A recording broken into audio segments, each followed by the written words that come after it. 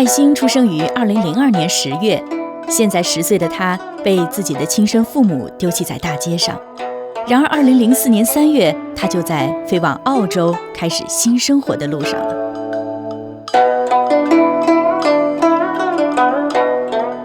Couldn't wait to have Aishin in our arms, our baby girl. Hello, my name is Aishin Isabella Dad, and I'm 10 years old, and I go to school at PLC Presbyterian Ladies College in Burwood. 父母有很多原因将孩子给别人收养，同样的，夫妻选择收养也有很多原因。Then I don't know what that one was. My own view is that adoption is something that you come to as a decision. People come there because of background with infertility often, but not necessarily. They often wish to do a great humanitarian act, and it's, in my mind, that's the most basic humanitarian act you can do, is to bring up a child who needs a family. There were a couple of miscarriages, so I had a couple of miscarriages, and after that we discussed together about adopting a baby girl.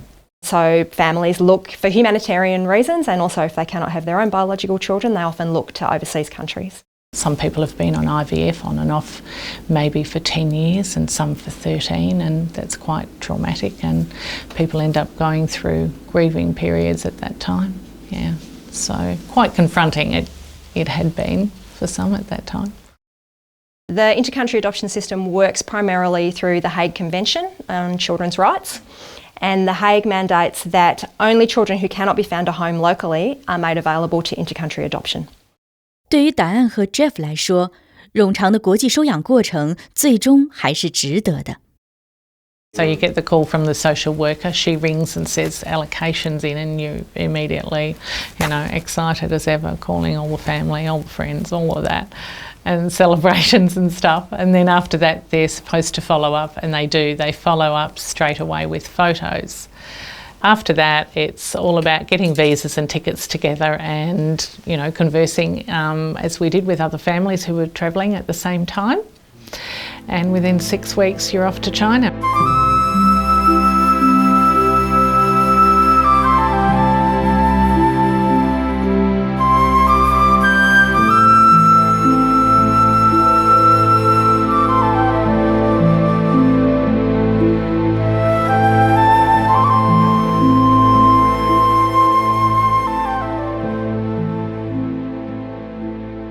When you first arrived, you go out there by bus. So all the families are on the bus. People are crying, they're nervous, they're on their mobile phones, hugging toys, got their bags full of everything to give to their baby girls.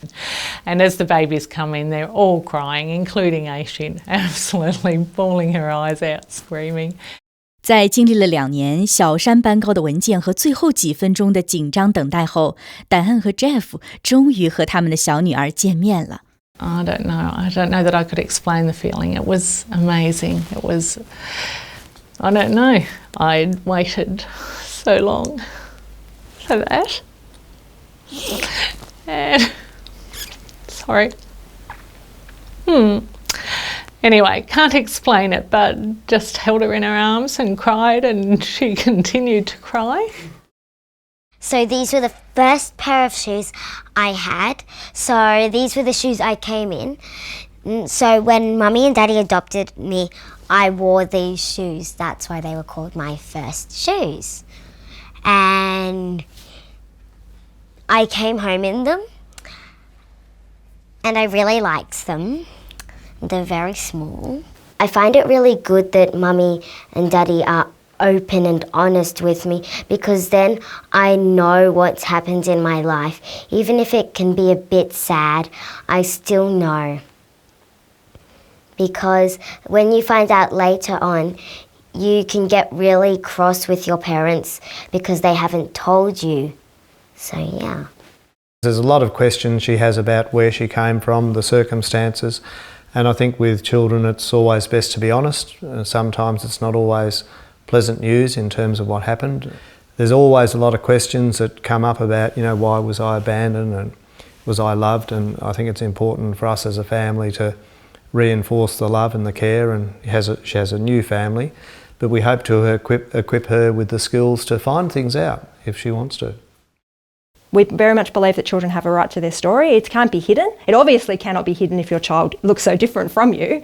But in any case, even if they were born through IVF or other interventions, it's very important that children know what their beginnings were. That's not a great moment of revelation to them when they're 16 or 18 or 25. They know it from the earliest day.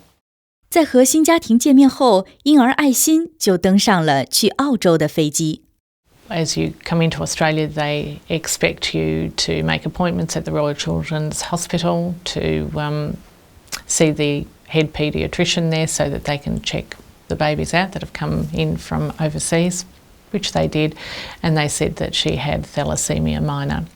It's when they don't reproduce enough red blood cells, which is what she doesn't do. But on a daily basis, there's no problem and there's no medication needed for that, and she goes on like any other child.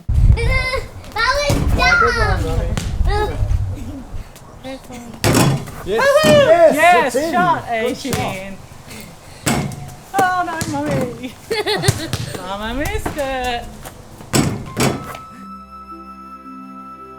像大部分蹒跚学步的小婴儿一样，爱心很快就适应了新环境，这令她的澳洲父母非常开心。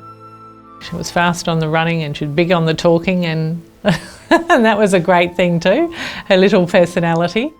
I remember when I was young, when we used to go to Nana's, I always used to put on her lipstick and jump on the bed. Because it's so confusing for them at that time, you know, if you think how it must be that you've been in an orphanage and then with foster parents and you've come from that to these Caucasian faces and the language that you don't understand and faces that are not familiar to you either for a young baby of that age, it's daunting to say the least. And it's better in Australia. Because, not saying that I don't like China, I'm just saying because the opportunities can be endless, the good ones and sometimes even the bad ones. So this trophy I won at Crown Championships, which is an annual type of concert thingy-mabob, and you have to be really good to win first, and I won first, and this was for classical ballet. “